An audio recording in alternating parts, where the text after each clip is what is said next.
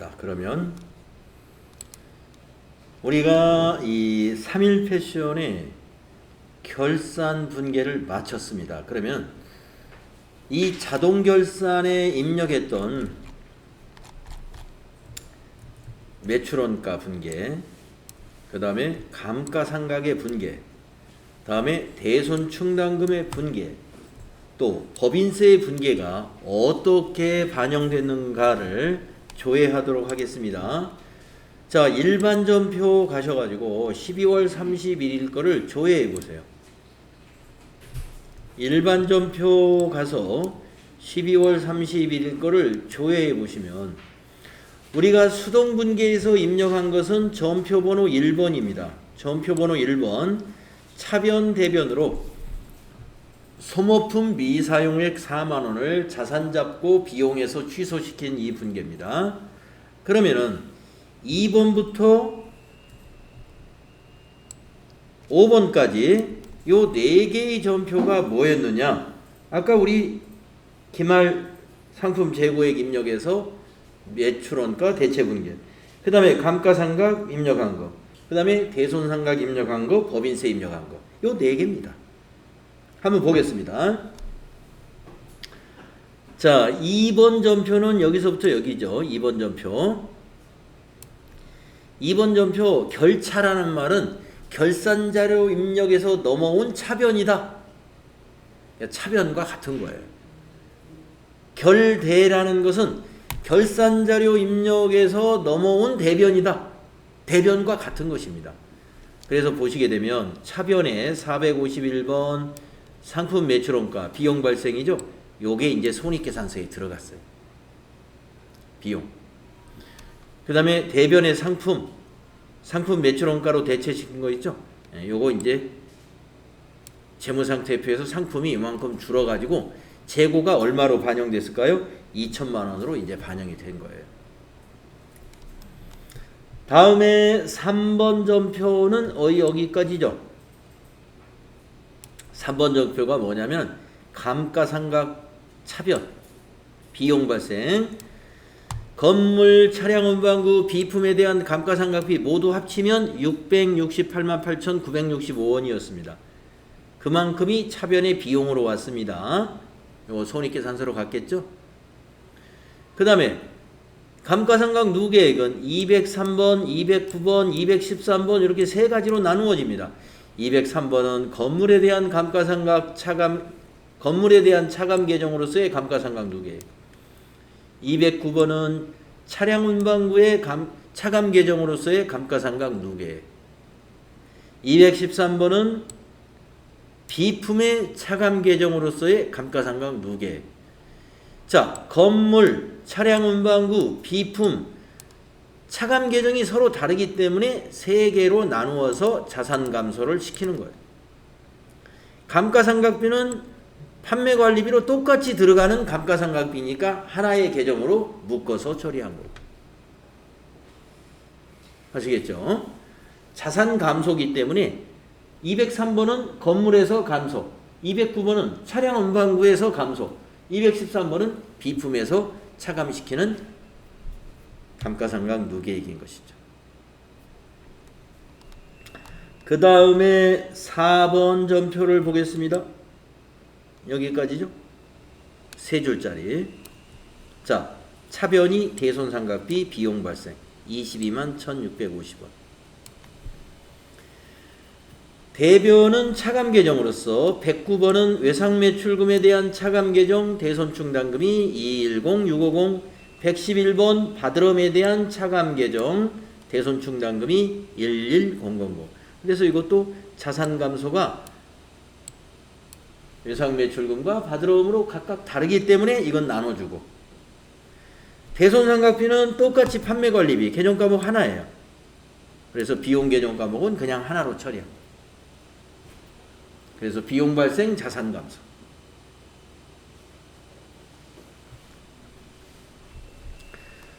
추가 설정을 한 거죠. 그 다음에 이제 마지막 5번 전표는 법인세, 차변의 법인세 비용 발생 300만원. 이게 이제 법인세가 손익계산서에 반영이 됐겠죠. 그리고 미지급세금 이건 부채로 갔죠. 재무상태표의 부채에 미지급세금 300만 원. 법인세는 언제 납부하느냐면요. 3월 달에 세무조정 해가지고 3월 말까지 납부하는 거예요. 지금은 12월 31일이기 때문에 12월 31일 시점에서는 이 세금을 아직 안 납부하지 않은 겁니다. 그래서 미지급세금.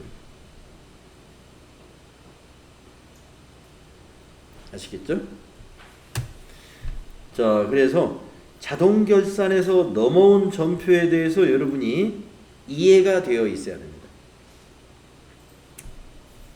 자, 여러분 231페이지에 만약에 이 자동결산에 입력된 것이 전부 만약에 잘못됐다면은 이 자동결산에 입력된 자동결산에서 넘어온 전표를 한꺼번에 다 지워버리고 결산자료 입력을 다시 입력해가지고 넘길 수 있는데요. 전표 추가를 할 수 있는데 그 지우는 방법 231페이지에 나와 있습니다.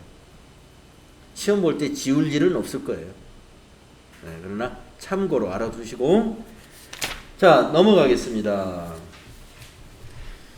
자 232페이지 넘어가기 전에 합계잔액수산표를 먼저 좀 볼까요? 합계잔액수산표 조회를 한번 해주세요.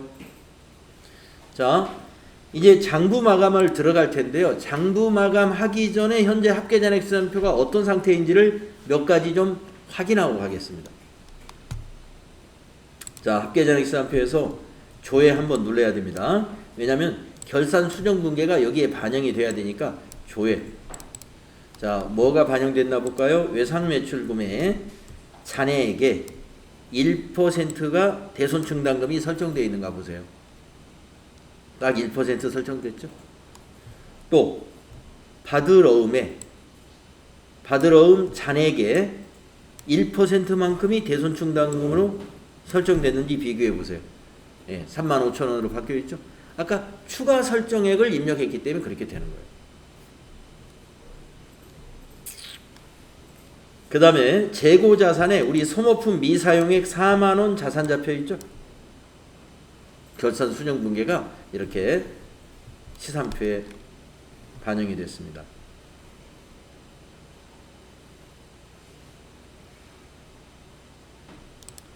그 다음에 매출원가가 없었다가 이번에 만들어졌습니다. 결산 수정분계가 끝나고 나면 매출원가 비용이 잔액이 있습니다.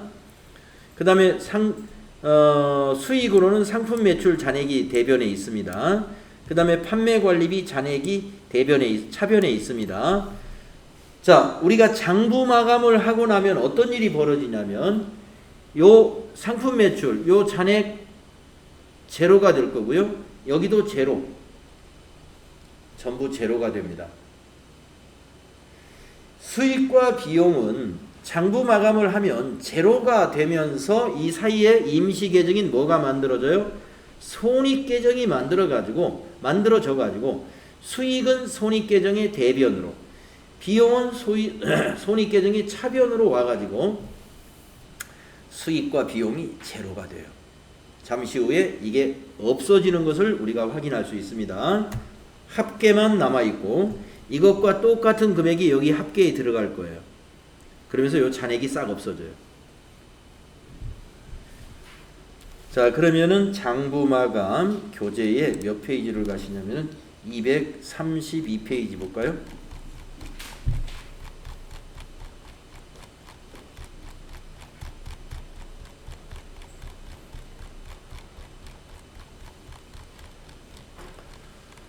자, 장부 마감은 여러분 손익 계정을 먼저 마감하고 그 다음에 재무상태표 계정을 마감하는 겁니다.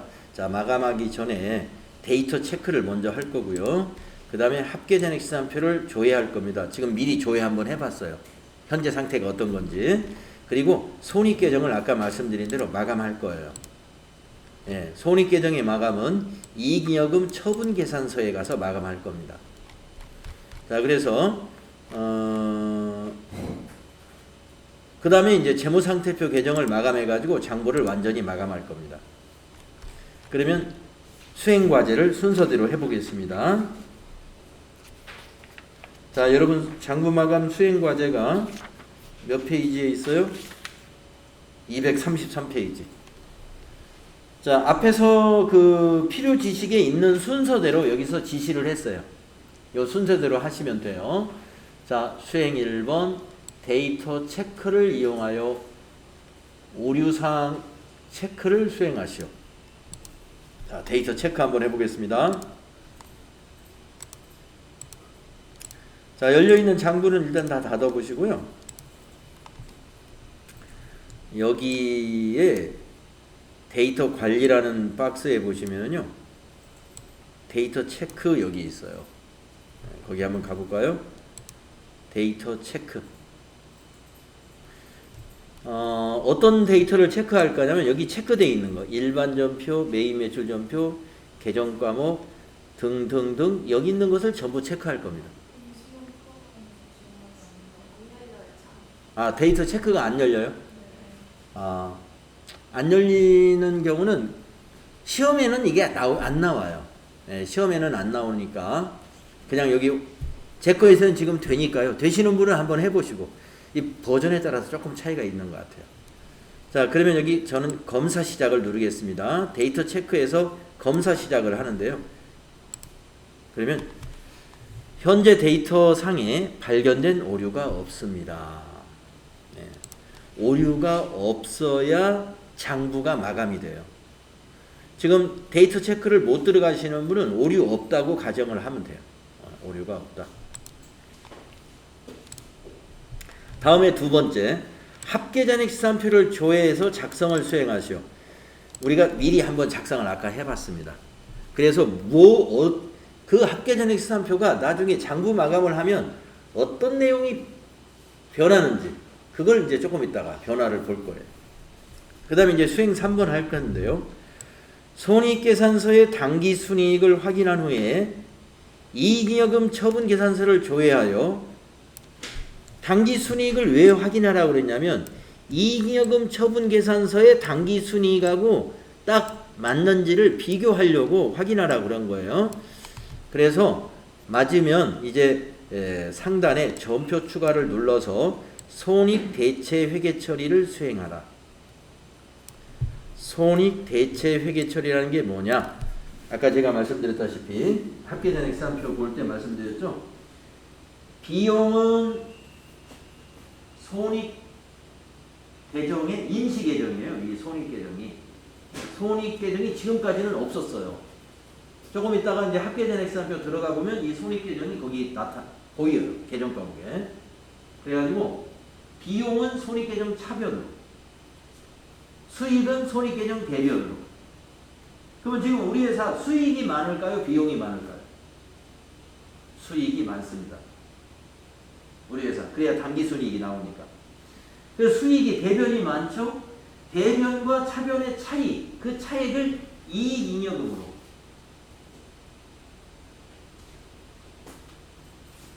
이익잉여금으로 그걸 대체를 시킵니다. 그걸 손익대체회계처리라고 해요. 이익잉여금이 자본이죠.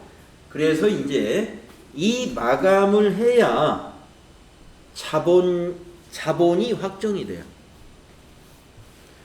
자, 그래서 손익대체회계처리를 수행을 하겠습니다.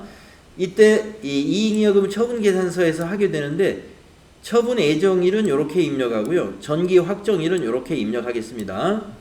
자, 먼저 손익계산서로 갑니다. 손익계산서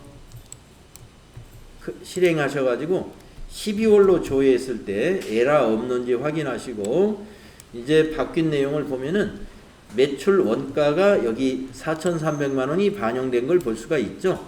그러면서 매출 총이익도 제대로 계산됐고요. 자, 맨 밑에 당기순이익을 기억을 해보세요.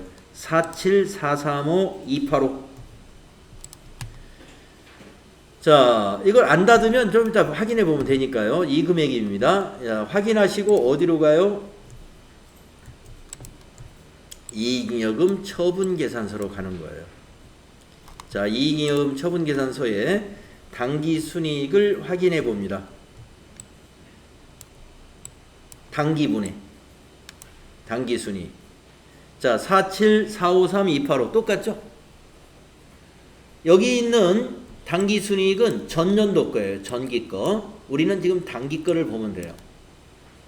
그리고 전기 거 미처분 이익잉여금이 단기에 넘어왔죠. 전기 2월 미처분 이익잉여금으로 넘어왔기 때문에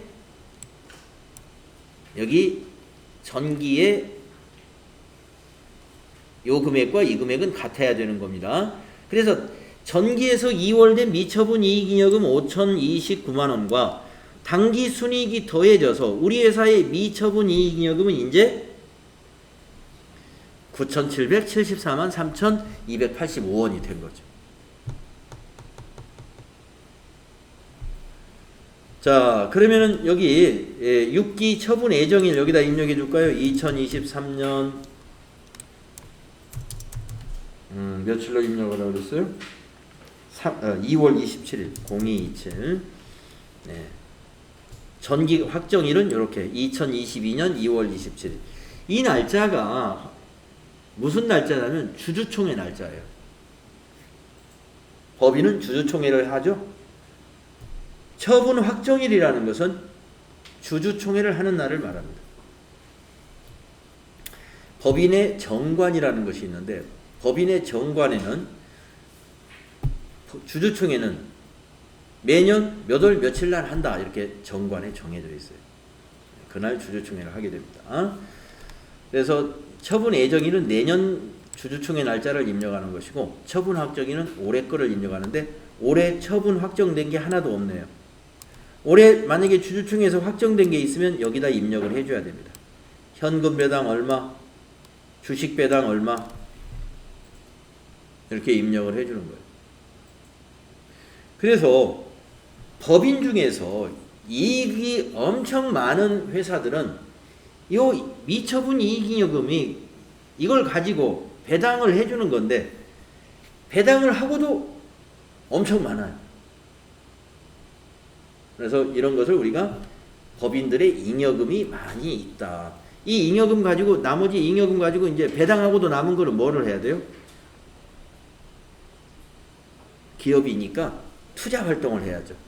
부동산 투자를 하는 것이 아니라 설비 투자, 생산 투자, 이런 재투자, 기술 투자 이런 걸 통해서 사업을 확장시키고 고용을 촉진시키고 해서 사회에 기여도 하고 기업이 발전도 하고 그러는 거 아니겠습니까? 자, 이제 우리가 뭐를 해야 돼요? 요거 눌러야 돼요. 전표 추가를 누르면 손익 대체분계가 이루어집니다. 손익 대체분계가 이루어짐으로써 손익계정은 마감이 됩니다. 손익계정은 마감이 됩니다. 자, 이제 전표 추가 여기서 누릅니다. 5건이 추가됐다. 확인 눌러주면 전표가 만들어졌습니다. 자, 12월 31일 일반 전표 가가지고 어떤 전표가 만들어졌는지 확인해 보겠습니다. 자, 일반 전표 입력 12월 31일 조회를 해보세요. 조회를 해보시면은 우리가 아까 6번, 5번 전표까지는 결산자료 입력에서 넘어온 것이었습니다. 법인세 전표까지. 그러면 이제 방금 5건은 6번부터 10번까지예요. 6번부터 10번. 자, 6번 전표 하나씩 보겠습니다. 6번 전표는 두 줄로 구성되어 있는데 차변이 상품 매출 수익이 차변에 왔죠. 대변이 손익 임시계정 손익의 대변으로 갔습니다. 그래서 상품 매출 1억 1,055만 원이 손익계정 대변으로 갔으니까 조금 이따 시산표에 가면 상품 매출 잔액은 그래서 없어진 거예요. 손익계정의 대변으로 가버렸기 때문에. 그 다음에 7번 전표를 보겠습니다. 양이 많죠. 7번 전표는. 차변이 뭔가 보세요. 손익. 비용에서 대체. 비용을 전부 더하니까 96,715원이라는 얘기예요.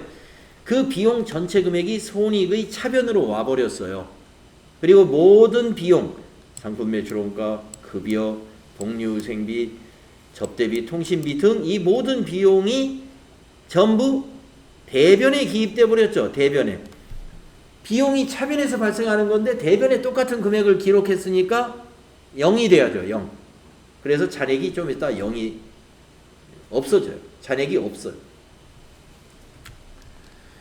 그래가지고 아까 말씀드렸다시피 상품 매출은 1억 얼마였고, 그리고 비용의 전체 비용이 넘어온 것은 6,300이었기 때문에 그 손익계정의 대변과 차변의 잔액이 요만큼이었어요. 4,700. 그래서 손익계정 차변에 있는 4,700만 원이 미처분 이익잉여금이라는 자본으로 이렇게 대체가 됩니다. 당기 순손익을 자본으로 대체시키는 거예요. 그래서 기말 자본이 4,700만 원만큼 커지게 되고요. 계정과목으로는 미처분 이익잉여금입니다. 이것이 손익계정의 자본 대체예요. 그러면 전기에서 미처분된 요 5천만 원 아까 이익잉여금 처분계산서에서 있었죠. 이것도 내년으로 가지고 가야 되니까 2월 이익잉여금으로 바꿔주고, 또 이번에 이 미처분 이익잉여금 요 5천만 원하고 여기 4,700을 더해서 9,700만 원 있죠. 그 9,700만 원을 모두 2월 이익잉여금으로 다시 계정과목을 바꿔주는 겁니다. 그래서 우리가 당기 재무상태표를 보면은 거기에 미처분 이익잉여금이라고 되어 있는 거고요. 내년도로 2월 시킬 때는 똑같은 금액을 계정과목만 싹 바꿔가지고 요만큼을 2월 이익잉여금으로 계정과목을 바꿔서 2월 시키는 거죠. 이게 2월이에요. 미처분 이익잉여금 2월 분계가 일어난 거예요. 자, 이러한 분계를 전부 자동화 시켜놨습니다. 우리는 이 분계를 회계의 순환 과정할 때 맨 밑에 요 10번과 9번 점표 빼고 9번, 10번은 연습 안 했어요. 8번 점표까지는 우리가 연습했었습니다. 회계의 순환 과정에서 손익 대체 분계 연습했었어요. 그것을 여기서 지금 우리가 보고 있는 것입니다. 자, 그러면 합계잔액시산표를 가가지고 이것이 반영된 결과를 보겠습니다. 합계잔액시산표 12월 31일로 조회를 다시 해보시면은 자산부채에서는 변동이 아까하고 똑같습니다만은 자본에서 미처분 이익잉여금은 없어지고 2월 이익잉여금으로 해서 9,774만 3,285원이 2월 이익잉여금이라고 표시되어 있죠. 다음에 없었던 손익이라고 하는 계정이 만들어져 있습니다. 이 손익 계정은 조금 전에 합계잔액시산표를 볼 때는 없었던 계정이에요. 그런데 잔액 없이 차변과 대변 금액이 동일해졌습니다. 또 상품 매출의 잔액이 여기 대변에 있었습니다만은 지금은 비어 있습니다. 제로라는 얘기죠.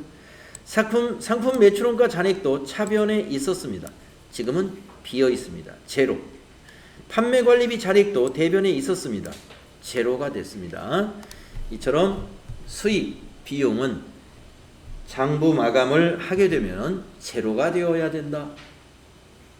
그리고 자산부채 자본은 잔액이 있어야 자산의 잔액과 부채 자본의 잔액은 차기로 가지고 가는 거죠. 자, 그러면 이제 재무상태표 개정을 마감하겠습니다.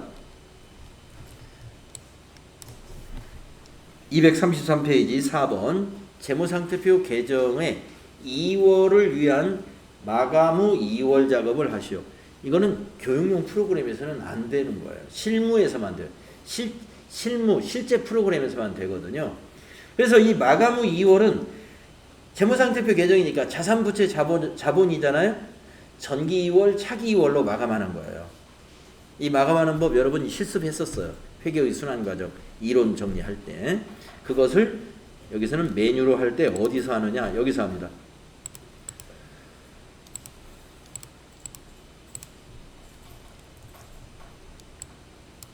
데이터 관리에 마감 후 2월이라는 메뉴가 있어요. 아마 안 열릴 수도 있습니다. 자, 클릭하시면 저는 열리네요. 여기에 환경 설정, 거래처 등록, 부서 사원 등록, 계정 과목 및 적요 등록, 고정자산 등록과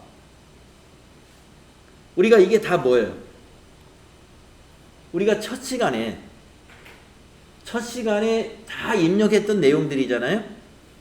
이러한 내용을 자동으로 2월 시키는 것이 여기 마감 후 2월입니다.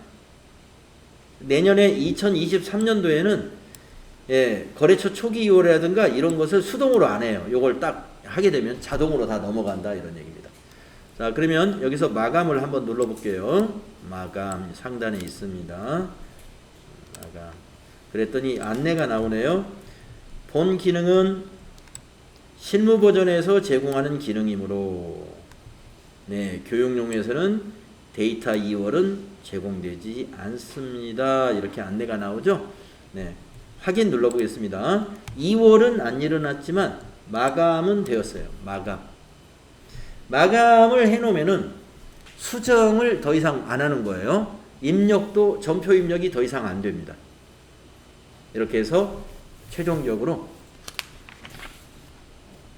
결산 끝났고 장부 마감까지 끝나게 되면 이제 3일 패션의 2022년도 모든 회계 처리는 다 끝났습니다.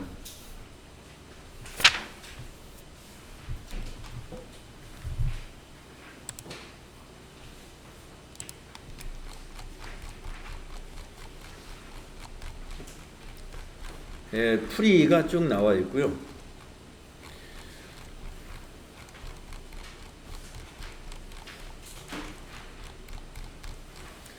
네, 238페이지 가시면 손익계산서도 작성하셔라. 조금 전에 조회해 봤었죠? 재무상태표도 작성해라. 재무상태표 조회하면 작성이 됩니다.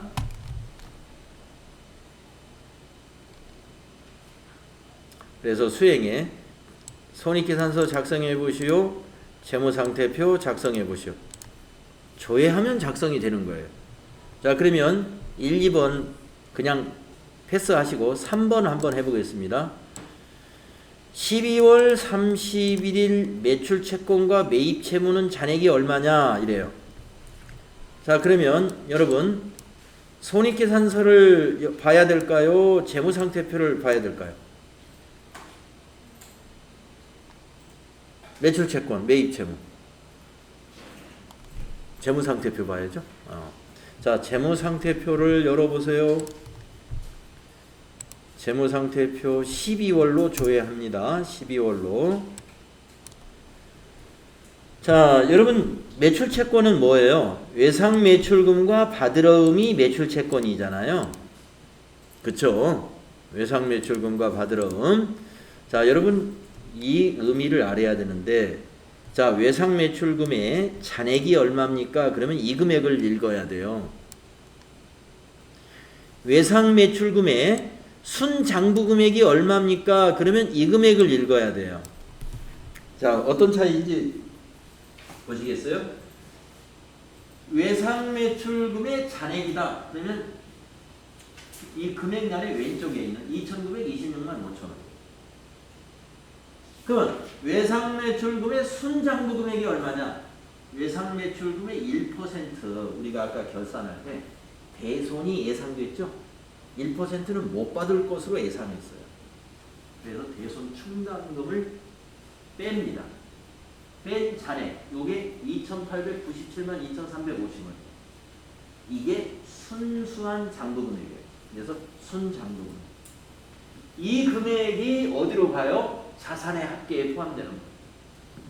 그러니까 자산 총계를 낼 때 여기에 있는 금액을 가지고 총계를 내면 안 돼요. 대손충당금 뺀 순장부 금액을 갖다 더해야 됩니다. 자, 근데 지금 우리 교재에서 질문은 매출 채권을 물어봤으니까 무엇과 무엇을 더해야 되냐면 외상 매출금의 이것과 받으러움이 있죠? 이 두 개를 더하면 매출 채권이에요. 그런데 이거 두 개 더하려면 계산기가 필요하겠죠? 예, 한번 암산으로 더해보면은 32765 이렇게 나오네요. 32765,000. 근데 계산기를 써가지고 계산하지 마시고 매출 채권이라는 이런 계정 과목은 통합 계정이죠. 통합된 계정으로 볼 때는 제출용을 보면 됩니다.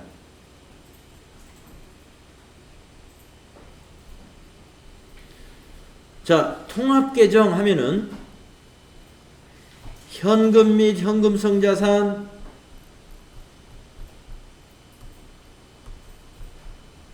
매출 채권 또는 매입 채무, 이러한 계정 과목들을 우리가 통합 계정이라고 그러죠. 몇 개 계정 과목을 통합해서 표시한다. 그래서 통합 계정으로 질문을 하잖아요. 시험 평가 문제에서 제출용이 가서 보세요. 그러면 더해져 있습니다. 자, 제출용 가볼까요?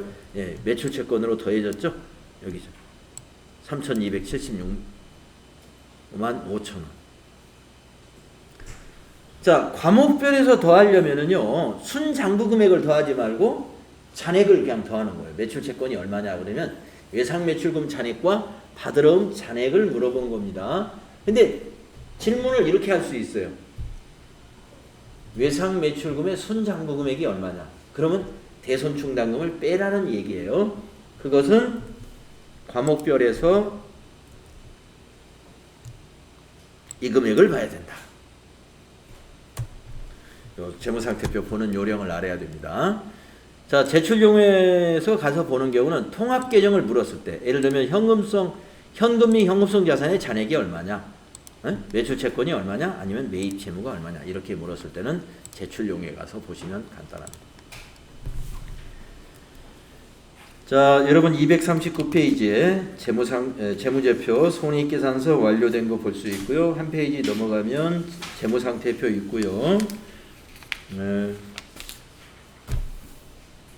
자, 242페이지의 평가 문제, 결산이 끝나고 나서 이제 이걸 질문을 한다는 거죠.